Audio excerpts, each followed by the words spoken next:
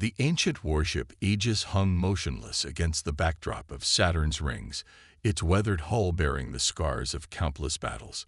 Captain Sarah Chen stood at the command center, her dark eyes fixed on the tactical display where dozens of red dots signified the approaching Nexar battle fleet. The ship's worn deck plates hummed beneath her feet, a sound that had become as familiar as her own heartbeat over the 15 years she'd served aboard humanity's oldest surviving capital ship. "They're broadcasting on all frequencies, Captain," Lieutenant Marcus Rivera reported from his communications station, his voice tight with tension. "They're demanding our immediate surrender." A hollow laugh echoed through the bridge. It came from Chief Engineer Dr. Amara Patel, who hadn't left the engine room in 3 days, preparing for this moment. Her voice crackled through the intercom. "Surrender our position at Saturn's gate.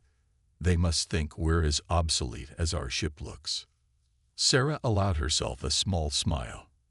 The Nexar Empire had swept through 3 spiral arms of the galaxy in less than a decade, their quantum phase technology rendering conventional defenses useless. Their ships could phase through solid matter, their weapons could bypass shields, and their arrogance had grown with each victory. They called themselves the inheritors of the cosmos, viewing other species as nothing more than speed bumps on their road to manifest destiny. When they reached Sol System 3 months ago, they'd expected another easy conquest. Instead, they'd found humanity's stubborn refusal to yield. The Aegis and its sister ships had been pulled from retirement, modified in ways that had made the engineering corps question humanity's sanity. But Sarah knew better. Sometimes the best innovations came from desperate times. "Put them on screen," Sarah ordered, straightening her uniform jacket. The holographic display flickered to life, revealing the alien face of Admiral Vextal, his crystalline features arranged in what passed for amusement among his kind. "Captain Chen." The Nexar Admiral's translator rendered his clicks and whistles into English.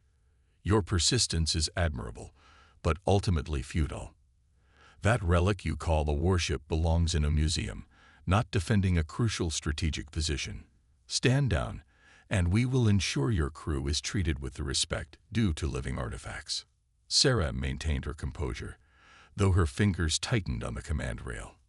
"Admiral, you've made the same mistake at every human colony you've encountered. You see our older technology and assume we're primitive. You notice our smaller fleet and think we're weak." She paused, allowing a hint of steel to enter her voice. "But you've forgotten something crucial about humanity." "Oh." Vextal's crystalline features sparkled with condescension. "And what would that be, Captain?" "We adapt. We learn. And most importantly, we remember." Sarah nodded to her tactical officer. End transmission. The screen went dark, and Sarah turned to her crew. They were young, most of them, the children and grandchildren of the Aegis's original crew. They had grown up hearing stories about humanity's golden age of space exploration, before the Nexar Empire began its crusade of unified progress across the galaxy. "All stations, battle stations," Sarah commanded. "Dr. Patel, are the modifications ready?" "As ready as they'll ever be, Captain." Amara's voice came back, accompanied by the deep thrum of power coursing through the ship's restored systems. "Though I still say this plan is crazy enough to get us all killed." "Noted," Sarah replied, allowing herself another small smile. "But crazy is exactly what we need right now." Tactical status of the Nexar fleet. Lieutenant Commander James Wong's hands flew over his console. 15 capital ships, 30 escorts. They're arranging themselves in their standard attack formation. They're not even trying to hide their approach vector. "Why would they?" Sarah murmured. "They think we're harmless." She took a deep breath, feeling the weight of the moment. The Aegis wasn't just a ship, it was a symbol of humanity's resilience. While other species had chased after each new technological breakthrough, humanity had learned to work with what they had, to improve and adapt, rather than always seeking the next big leap forward. The Nexar fleet drew closer, their sleek ships gliding through space with the confidence of predators who had never known defeat. Their quantum phase technology had made them virtually invincible against conventional weapons, but that was exactly what Sarah and her crew were counting on. "Dr. Patel, initiate the gravimetric pulse sequence," Sarah ordered. Lieutenant Rivera, broadcast the coded signal to the other defensive positions. "Broadcasting now, Captain," Marcus confirmed. "Saturn's shadow is responding. They're in position and awaiting your command." The Nexer fleet was now less than 10,000 kilometers away, practically point-blank range in space combat terms. Their first salvos would begin any moment, yet the Aegis remained motionless, appearing for all intents and purposes like the obsolete warship they believed it to be. "Remember," Sarah addressed her crew, her voice calm and steady, "everything we've worked for comes down to this moment. The modifications we've made to the Aegis aren't just patches and prayers. They're the culmination of everything humanity has learned about warfare over the centuries. The Nexer Empire thinks technology alone determines the outcome of battles. Today, we prove them wrong." The first shots from the Nexer fleet lit up space, brilliant lances of quantum-phased energy that could tear through any known shield. But Sarah Chen and her crew had spent months preparing for this moment, and they were about to show the galaxy that sometimes the oldest solutions were the best ones, especially when combined with a healthy dose of human ingenuity. "All hands," Sarah's voice rang through the ship. "Prepare for combat. Let's show them what this museum piece can do." The first barrage from the Nexer fleet sliced through space, their quantum-phase weapons designed to bypass any known defense. But as the beams reached the Aegis, something unexpected happened. Instead of piercing the ship's hull, the energy dispersed in a spectacular display of light, spreading across an invisible barrier that nobody, especially not the Nexers, had anticipated. In the engine room, Dr. Amara Patil allowed herself a moment of satisfaction as her monitors confirmed what she'd spent years theorizing. "Gravitational lens is holding, Captain. The quantum phase beams are being redirected into subspace exactly as we predicted." The bridge crew watched in amazement as the Nexer's supposedly unstoppable weapons proved ineffective against their ancient warship. Sarah Chen's expression remained neutral, but there was a glint of pride in her eyes. "Status of the resonance capacitors, Doctor." "Charging at optimal levels," Amara reported. "The enemy's own weapons are feeding our power grid. We'll have enough energy for a full counterattack in approximately 3 minutes." The Nexer fleet's initial confusion was evident in their hesitation. Their next volley came slower, more cautiously, as if they were trying to understand what had just happened. Admiral Vextal's face appeared on the command screen again, his crystalline features arranged in what humans had learned to recognize as confusion. "Impossible," he stated flatly. "Your defensive capabilities were thoroughly analyzed. This should not be possible with your level of technology." Sarah leaned forward in her command chair. "You analyzed our active defenses, Admiral. But the Aegis is more than just its technology. It's a testament to human ingenuity. While you were busy developing ways to phase through matter, we were studying how to manipulate the fabric of space itself. The gravitational lens system had been humanity's greatest secret weapon. While other species pursued ever more exotic ways to penetrate matter, humanity had taken a different approach. They hadn't tried to match the Nexer's quantum phase technology. Instead, they'd found a way to use fundamental forces of the universe against it. "Multiple enemy contacts adjusting formation," Lieutenant Commander Wong reported. "They're spreading out, attempting to surround us." "Let them," Sarah ordered. "Dr. Patel, status of the quantum wake generators. Online and ready, Captain. They won't know what hit them." The Nexer ships moved with precise coordination, their formation a deadly dance of advanced technology and tactical expertise. They had never lost a major engagement, never faced a force that could truly challenge their superiority. Their confidence had become their greatest weakness. "Enemy vessels launching fighter squadrons," Wong announced. "Reading over 200 small craft deploying." Sarah nodded. "Just as expected.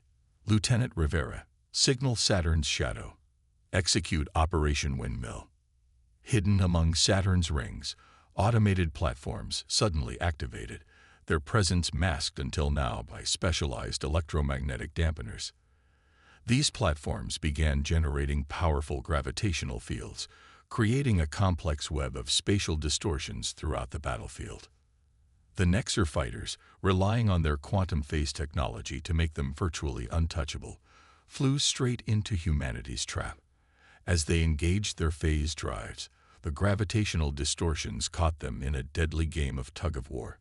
Dozens of fighters were torn apart as conflicting gravitational forces overwhelmed their advanced but delicate systems. "Captain," Dr. Patel's voice carried a note of urgency. "The resonance capacitors are approaching maximum charge. We need to release the energy soon, or we risk overload." Sarah studied the tactical display, watching as the Nexer capital ships adjusted their formation again, trying to find a weakness in the Aegis's unexpected defenses. "Prepare the main cannon for firing. Target the flagship's propulsion systems."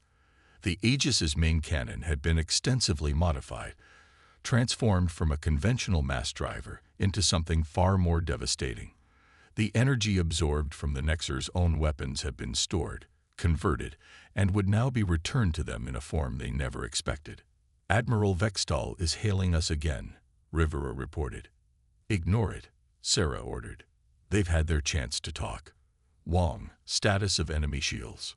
"Still at full power, Captain. Their quantum phase technology makes conventional scanning difficult, but we're detecting no significant damage to any of their capital ships." Sarah allowed herself a small, grim smile. "That's about to change. Dr. Patel, initiate the quantum wake sequence. All hands, brace for gravitational distortion." The modified systems of the Aegis hummed to life, generating a carefully calculated series of gravitational waves that began to interact with the quantum phase fields protecting the Nexer ships. The enemy vessel's greatest advantage, their ability to exist partially out of phase with normal space, was about to become their greatest vulnerability.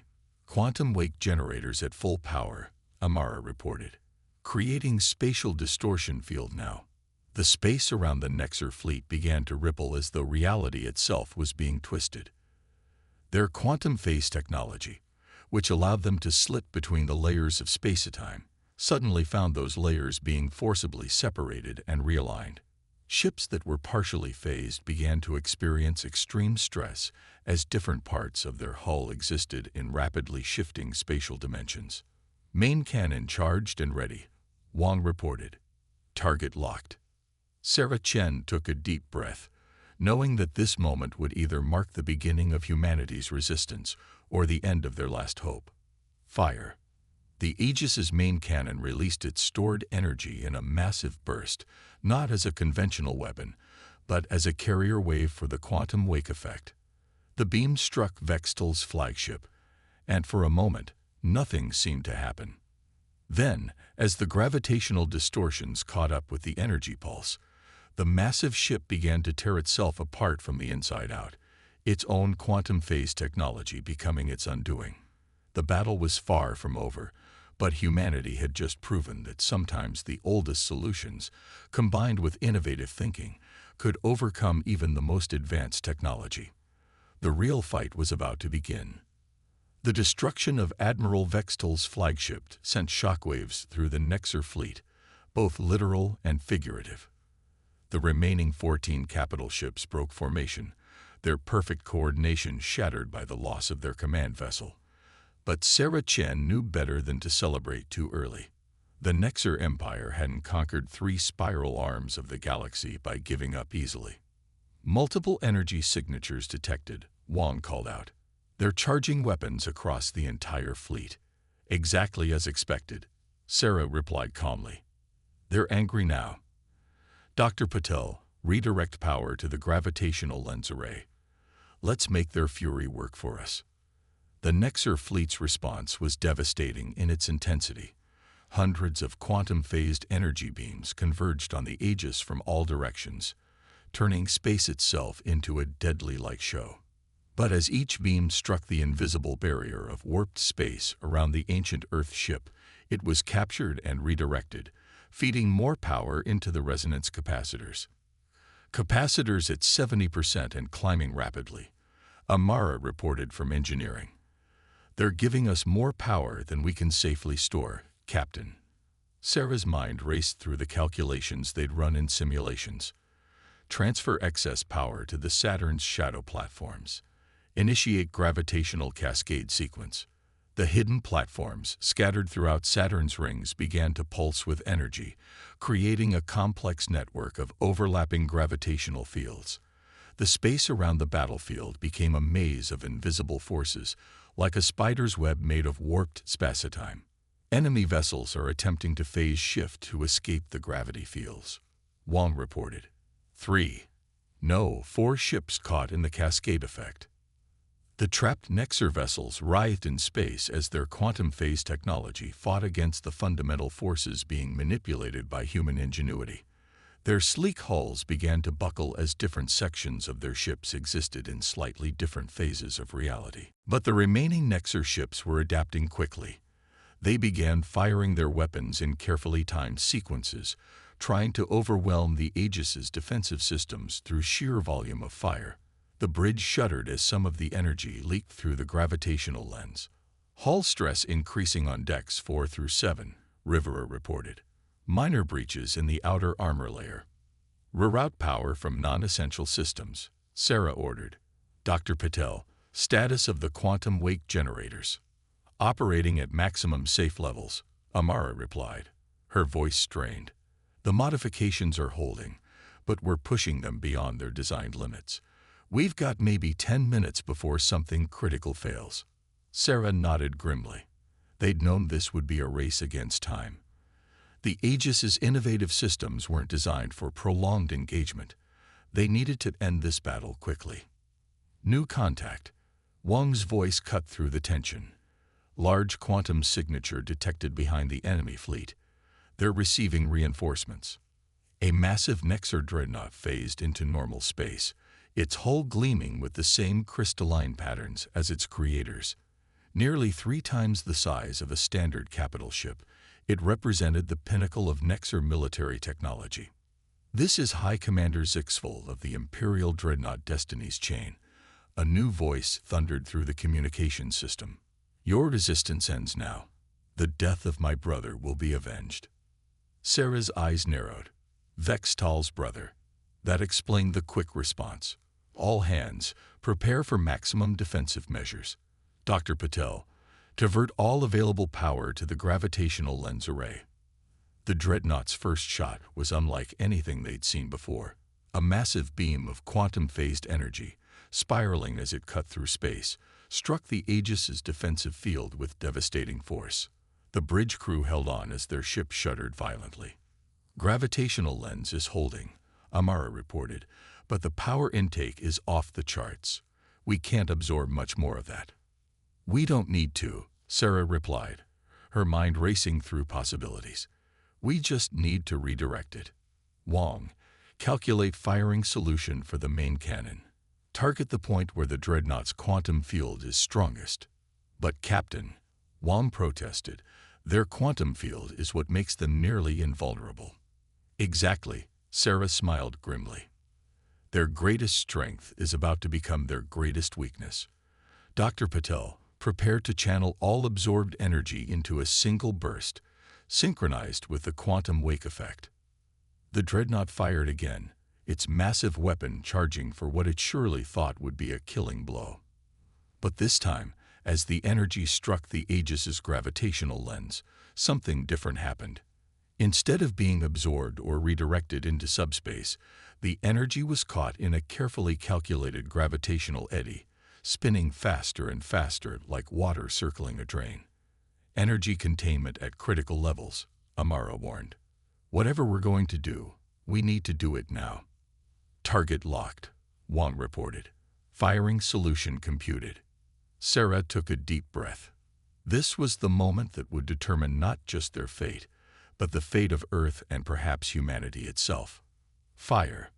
The Aegis's main cannon roared to life, but instead of firing directly at the dreadnought, it fired into the swirling vortex of trapped energy. The result was beyond even their most optimistic calculations. The combined energy burst, wrapped in a quantum wake field, struck the dreadnought's strongest point, and rather than bouncing off, it phase-shifted the energy directly into the ship's quantum field generator. The massive vessel seemed to freeze in space as its quantum field collapsed, the feedback cascade turning its own defensive technology against it. For a brief moment, different sections of the mighty ship existed in multiple phases of reality simultaneously. Then, with a silent flash that lit up Saturn's rings, the dreadnought tore itself apart from the inside out. The remaining Nexar ships, witnessing the destruction of their most powerful vessel, began to retreat. But Sarah Chen knew the battle wasn't over yet.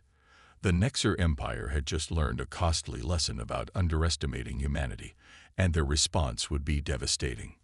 "All stations, damage report," she ordered, already planning their next move. "We've won this battle, but the war is far from over." In the aftermath of the battle, the Nexar retreat was anything but orderly. Their remaining ships limped away from Saturn's orbit, their quantum phase systems fluctuating erratically as they tried to escape the web of gravitational distortions. But Captain Sarah Chen knew this wasn't the end.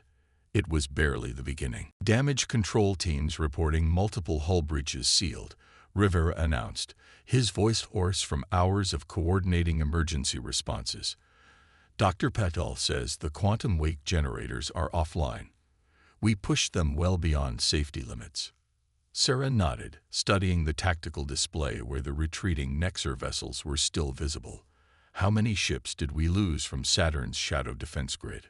3 platforms destroyed, 5 damaged but repairable," Wong reported.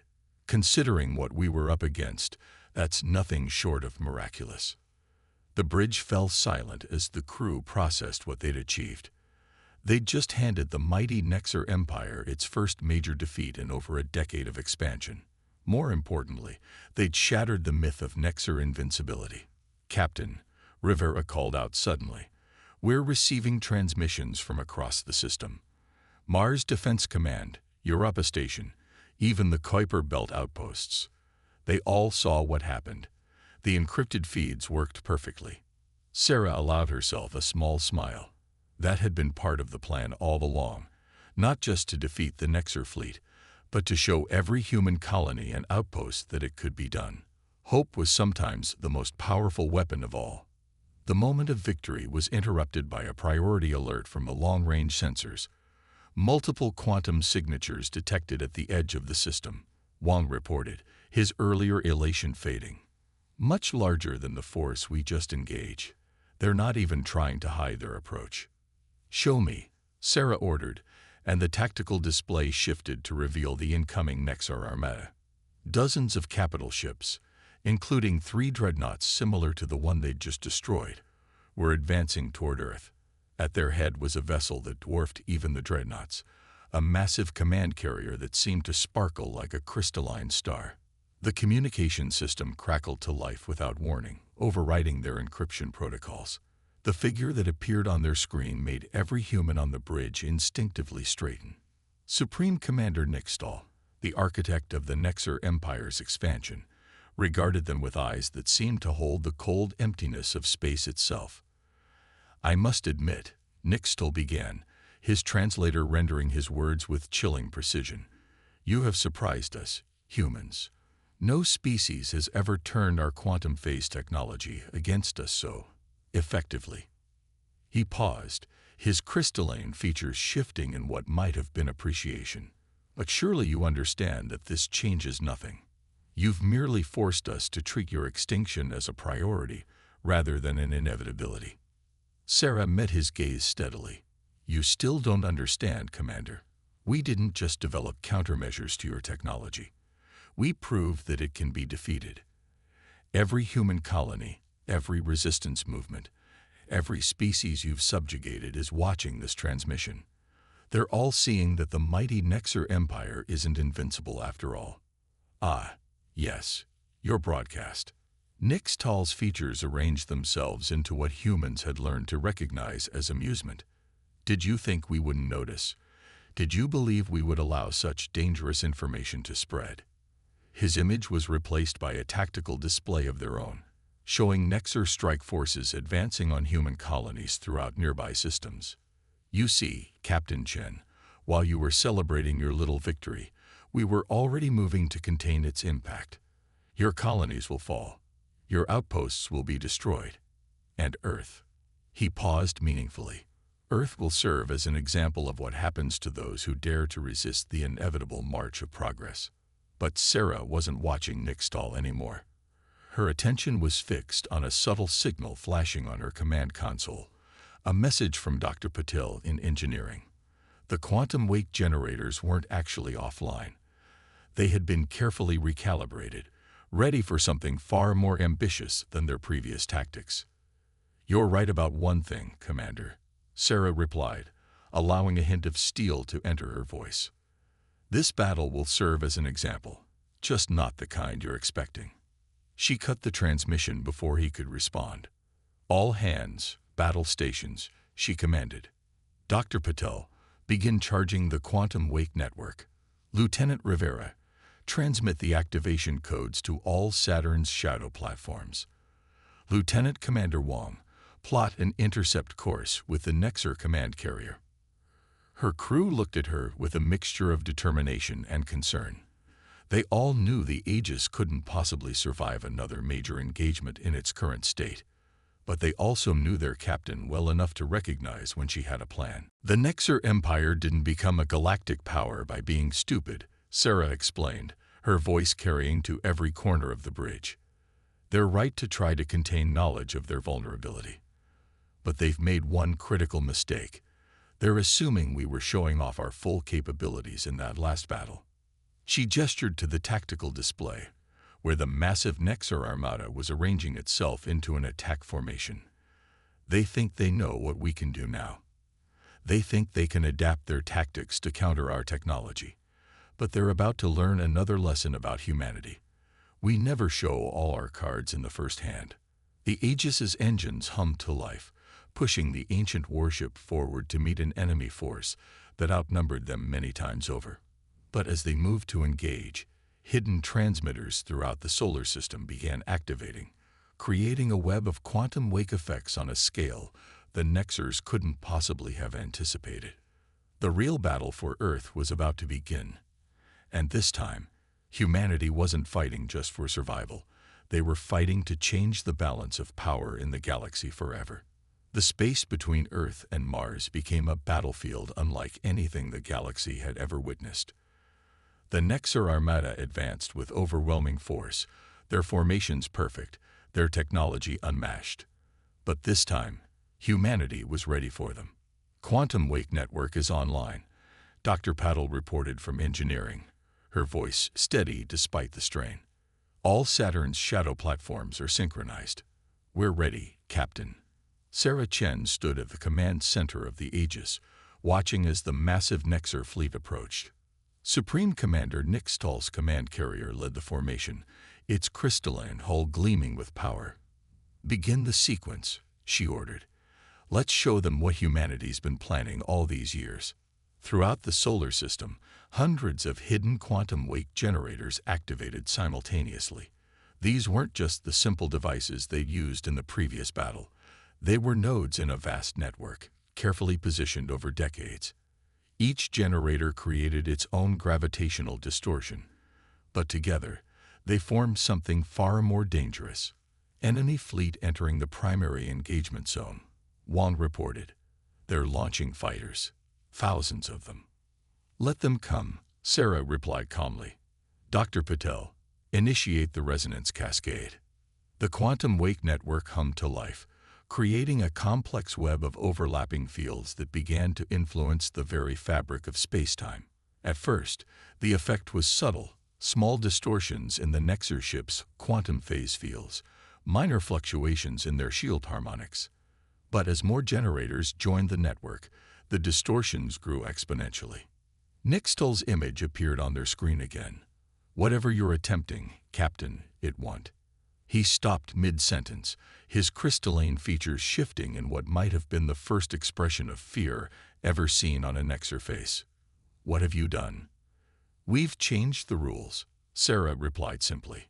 "You thought quantum phase technology made you invincible, but while you were perfecting ways to slip between realities, we were learning how to control the spaces between them." The effect was becoming visible now. The Nexer ships' quantum phase fields, which allowed them to exist partially out of phase with normal space, were being forced into resonance with each other. Ships that tried to phase shift found themselves trapped between states of reality, their advanced technology becoming a prison rather than a shield. Multiple enemy vessels showing critical field fluctuations, Wang reported, unable to keep the amazement from his voice. Their quantum phase systems are cascading out of control. The Nexer fighters were the first to fall. Their small size made them especially vulnerable to the quantum wake effect. Hundreds of them simply winked out of existence as their phase fields collapsed, trapped forever in the space between realities. The capital ships fared little better, their massive hulls twisting as different sections experienced different phase states simultaneously. "Gravitational sensors detecting massive disturbances," Rivera called out. "The quantum wake network is creating some kind of ripple effect through subspace." Sarah nodded. This was what they'd been waiting for, the moment when the Nexer's greatest strength became their ultimate weakness. Their quantum phase technology had allowed them to ignore the fundamental laws of physics, but now those same laws were reasserting themselves with devastating force. Nixtal's command carrier, the mightiest vessel in the Nexer fleet, began to shudder as its quantum field generators fought against the cascading resonance effect. "This is impossible," the Supreme Commander's voice crackled through their computers. "Your technology is primitive. You cannot comprehend the forces you're dealing with." "No," Sarah corrected him. "We understand these forces better than you ever did. You saw quantum phase technology as a way to bypass the rules of the universe. We saw it as a way to understand them." She paused, watching as more enemy ships succumbed to the quantum wake effect. "And we learned that the universe doesn't like being ignored." The cascade reached its critical point. Throughout the solar system, the quantum wake generators pulsed in perfect harmony, creating a resonance wave that swept through the Nexer fleet like a tsunami through paper ships. Vessels that had conquered countless worlds were torn apart as reality itself rejected their presence. Nixtal's command carrier, with its more powerful quantum field generators, lasted longer than the others, but even it couldn't withstand the fundamental forces being unleashed. The massive ship's crystalline hull began to fracture, pieces of it phasing in and out of normal space as its systems failed. "You've doomed us all." Nixtal's final transmission came through filled with static. "Without our leadership, the galaxy will fall into chaos." "No," Sarah replied firmly. "The galaxy will be free. And maybe next time, would-be conquerors will remember this day and think twice before assuming technological superiority equals destiny." The command carrier's quantum field collapsed completely, and the mighty vessel disappeared in a flash of light that briefly outshone the sun. Throughout the system, the remaining Nexer ships were either destroyed or forced to retreat, their quantum phase technology rendered useless by humanity's innovation. As the quantum wake network powered down, Sarah turned to her crew. "Send word to all human colonies and allied worlds. The Nexer Empire's advantage is gone. Their quantum phase technology will never work the same way again. We've changed the fundamental rules they relied on." The bridge erupted in cheers, but Sarah kept her composure. She knew this victory wasn't just about humanity's survival. It was about proving that true advancement came not from pursuing ever more exotic technology, but from understanding and working with the fundamental forces of the universe. "Dr. Patel," she called over the intercom, "begin transmitting the quantum wake generator specifications to all allied worlds. It's time everyone knew how to defend themselves against phase shift technology." The aging Aegis, humanity's supposed relic, had helped change the course of galactic history, not through overwhelming force or superior technology, but through understanding, adaptation, and the uniquely human ability to turn an enemy's strength against them. As celebrations began throughout the solar system, Sarah Chen stood at her command post, watching the stars. The galaxy would be different now. The Nexer Empire would fall, its subject worlds would be free, and humanity would be remembered not as primitives who got lucky, but as the species that proved technology alone doesn't determine destiny. The old warship Aegis had lived up to its name. It had been humanity's shield, and now it would be remembered as the vessel that helped forge a new era of galactic history, an era where understanding trumped brute force, and where no species could claim superiority through technology alone. The legacy of steel had become a legacy of wisdom, and the stars themselves seemed to shine brighter for it.